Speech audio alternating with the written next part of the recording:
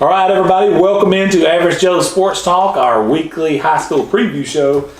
We are excited to announce that we got one more week and it's playoff time. The playoff picture's gotten a lot clearer over the last couple of weeks, and I'm gonna be honest with you, man. Southside, man, doing their thing. They come on strong at the end, and they're going to be hosting first round. Etowah, undefeated all the way through, number 2 team in the state. Gadsden City come alive and is on fire right now playing expired football. Yeah. We had Coach Sessions on last night, which I thought was an excellent interview. It was great. Jamontez Woods, absolutely phenomenal kid. Great interview, great to talk to. Reggie, I'm going to go ahead and lead off with Gadsden City for a minute. You know, because they don't have a playoffs, so this might be the last time we do a preview on them. But they got a super tough task. They do. They're going down to Clay Chalkville tomorrow night, actually. No, not tomorrow. Thursday. Play Clay Chalkville. Their only loss of the year is to Pinson Valley. And I think that was a pretty close game, if I'm not mistaken. And Clay Chalkville's ranked number 4 in 6A. And I think Gadsden City, I don't want to say they're treating this like a playoff game, but for them, for the seniors, I mean, how else can you look at it? You know, they got the number 4 team in 6A. You know, you want to go out with a bang. And from what I've been hearing from these guys on Twitter, that's what they're looking at. This is their last game, and you know, they're upset. Obviously, they wanted a shot at the playoffs, so they're going to go down, and I think they're going to give Clay Chalkville all they want. And the history of those two schools, you know, they were in the same region when Gadsden City first opened for several years, and they were back and forth. And it usually, when Clay Chalkville came up here, or whenever they played and Clay Chalkville was highly ranked, that would be the year Gadsden City would knock them off. I remember, I think it was 2011, 2012. They were ranked number 1.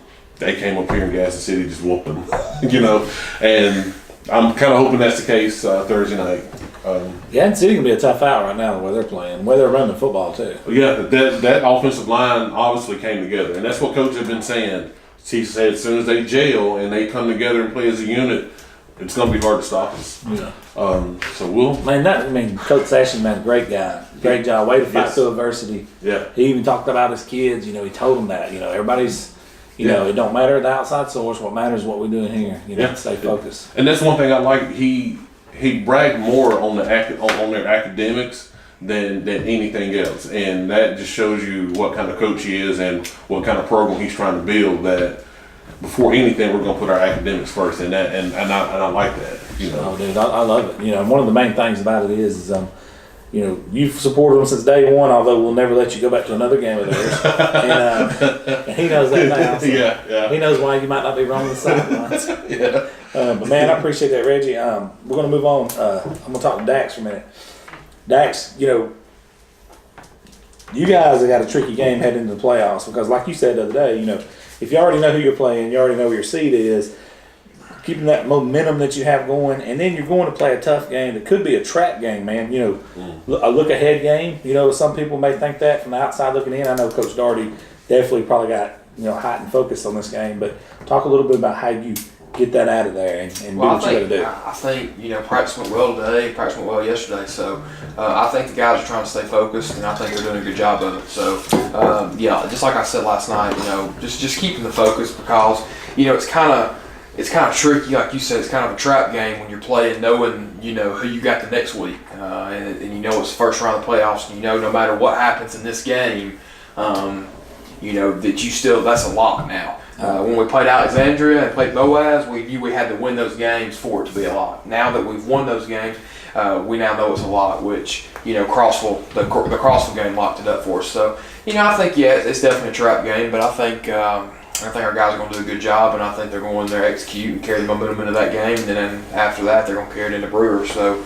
I'm confident they'll do that. They, like you said, they've really come on strong. Proud of what they've been playing. So Bothwell needs a shout out, man, for 6 touchdowns. Yeah, I'm going to tell you something. Cat, he's a hard worker. He's one of the hardest working guys we got. So I think he's going to continue to do a good job. And he's one of those guys that can take you deep in the playoffs. I mean, because you don't have to do a lot of mystery. Yeah. Like Daugherty said, that play wasn't even designed. The one he busted on Boaz the first carry of the game.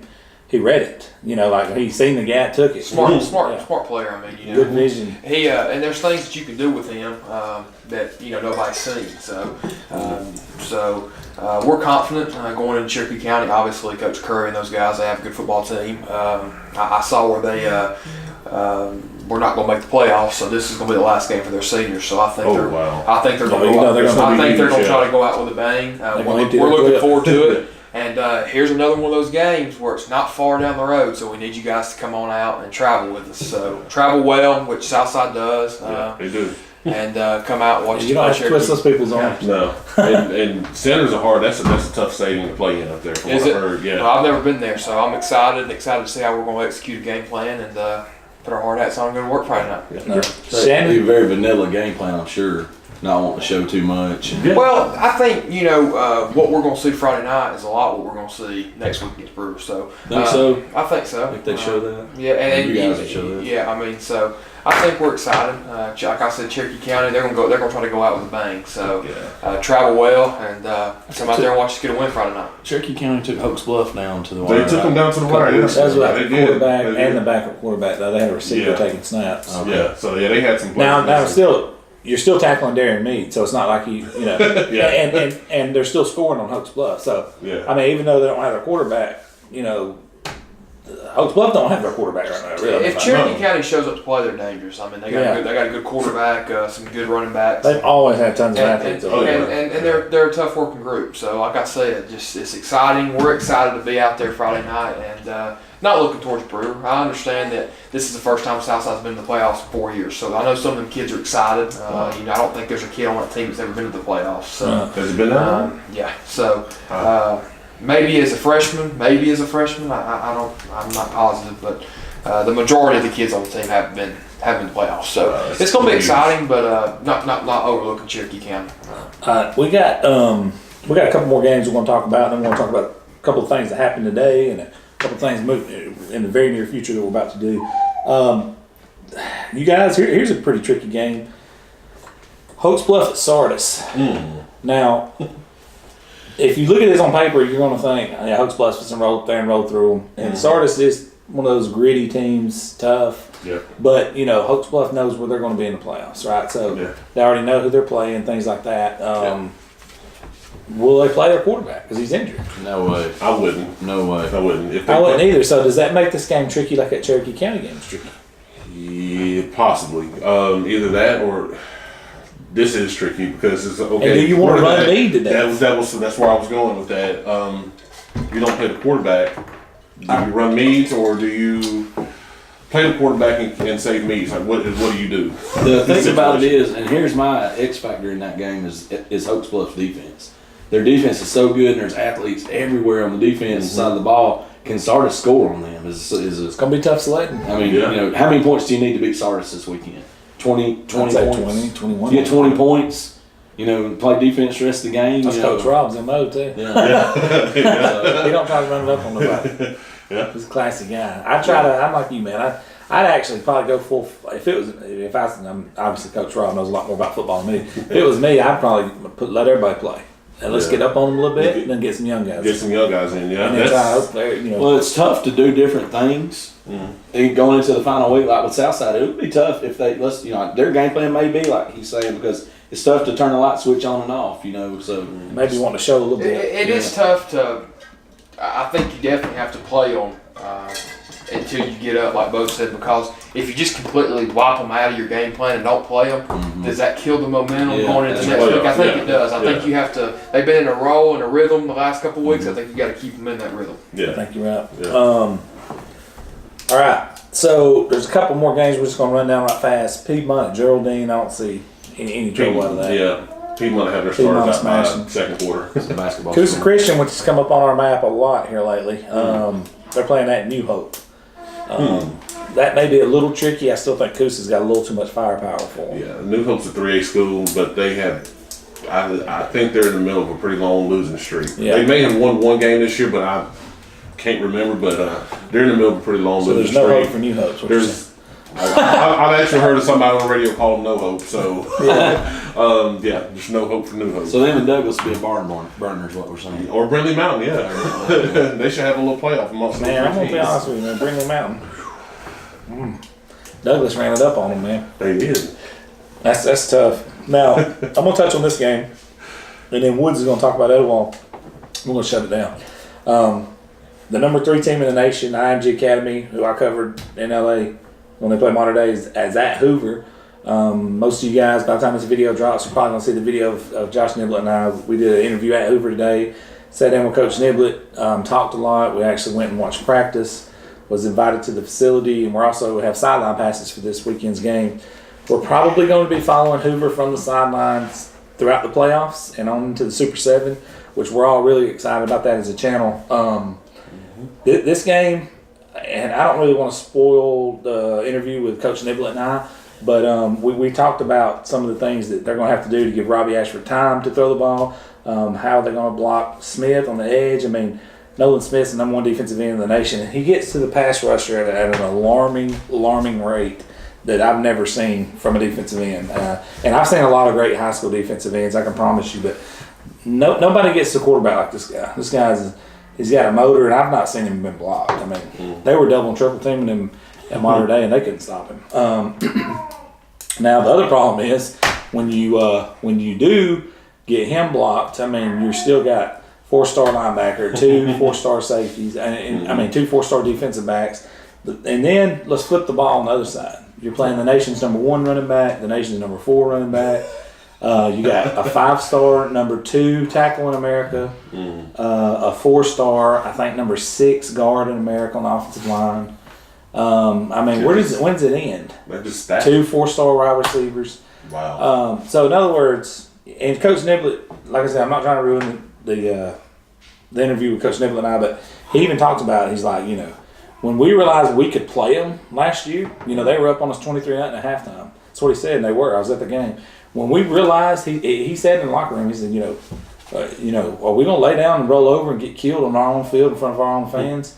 Or are we going to come back and fight these guys? And in the second half, when they realized that they couldn't guard George Pickens, he killed them. He had 200-something yards receiving on them. Wow. They had no answer for him. And now Hoover's got that confidence against them. Right. Now, albeit they're outgunned, but I seen it with my own 2 eyes. Hoover won the second half of the football game last year, and they were outgunned last year. I think it's going to be interesting. Robbie Ashford's a little bit more dynamic. I think if they can keep his head in the game, Hoover could make this game a little tricky. You definitely favor IMG, just being realistic. But and if Hoover beat them, you talk about a monumental win. Yeah. I I think if they do that, that's going to, not saying that Hoover was off the map, but that's really going to, it's going to give it, all eyes are going to be back on Hoover again. Yeah. Like it was when they first started this run. 40. IMG's won 44 out of 45 games, I think. Wow. They got 1 loss to Modern Day. They won the national final last year. Yeah. Helps when you can recruit. Yeah, they do. They recruit all over that. Matter of fact, their quarterback's from Rando Cucamonga in California. Wow. So, Woods, I'm going to turn this show over to you, and we're going to shut it down after you get done talking, brother. We're really excited to announce. I've kind of been waiting on this all year, honestly. But I'm super excited to announce that tomorrow, which I guess when this comes out today, we will be recording at Etowah's. I'm not sure if it's Field House or where we'll be recording right now, but we'll have Etowah's defense on and have a whole little show segment on just their defense. Interview a few of their players. Talk to Coach Wadley. And again, I'm excited. I'm super excited. Kind of like Hoover. These guys will be going to Hoover games during the playoffs, and I'll be here at the Etowah game. So hopefully we'll have a couple teams along with Oaks Bluff and maybe Southside, and we could run it in Southside again. That would be epic if we could do that. Huge. Again, but we are super excited to do that. Not 100% sure if it'll be live yet. Hopefully we can do that. I think we'll probably get at least a Facebook Live. Yeah, I think we can get a Facebook Live out of it and roll, and all the Etowah fans, share it, watch it, enjoy it, because this is definitely one of the best high school defenses you'll probably get to see. They're actually, and I mean, this is astounding to say this, they're actually giving up less points than that 95 defense with Bootsy and, Gabe Marcus and Doug Ragland. and Ragland and Rowan and all those guys. You believe that? And it's funny. I was talking to Dusty Pierce, who was on that On team that as a team. wide receiver, and he said it's not even close. I mean, he goes to every his son plays at West End too. So, but he comes to most games. He said, dude, we actually brought that up. Those teams. I said, this defense is just on another level right now, and hopefully they can keep that up. And we want to accentuate them and talk to them and keep the momentum rolling for Etowah. I don't think there's, Etowah's at a point now, especially in the North bracket. And I'm not trying to, do any kind of coach's speak or anything like that. I'm just doing it from a media standpoint. They're at a point where if Etowah does what Etowah does, there's not that many people I think that can beat them. It is a little tricky though. Like Dax and I were talking about off air here. They do draw some of the tougher opponents in the North. I mean, the second round you're looking at potentially, if we can get past Guntersville, you're looking potentially. Oh man, just slipped my mind. Center Point, or it could be Russellville. And I want to say third round. If Southside, it could be fourth. We weren't real sure. I had to check it out, but could be fourth round. They run in Southside again. And gosh, I wish they both get to that round. And that'd probably be This is 20,000 people. It'd be unbelievable. It would be. With a shot to go to the state, that'd be 20,000 Yeah. people. That's Oh, it. yeah. You don't really know where it would be either because the way they do the whole, who traveled last week and the distance they traveled, it doesn't go off, higher seed. Yeah. At a certain point, it goes. That second round, y'all be looking at Russellville possibly. Yeah. Center Point, I don't see them knocking them off, but yeah, that's going to be rough. It turned out What's that funny is if they played again, Shannon and Dax neither want to be on the show. No, they would. It'd be Josh Abercrombie in here going like this. I'm Josh Abercrombie here, high school review. What is this? Preview? Etowah, got a good defense.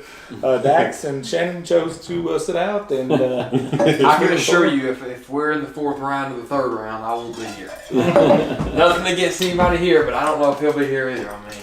We're gonna be so caught up in it. Looking though, if y'all get past the second round, I don't see nothing really stopping you from there. Dang, man. No. I'm saying for Etowah. I saw them Kelly D picks against them, bro.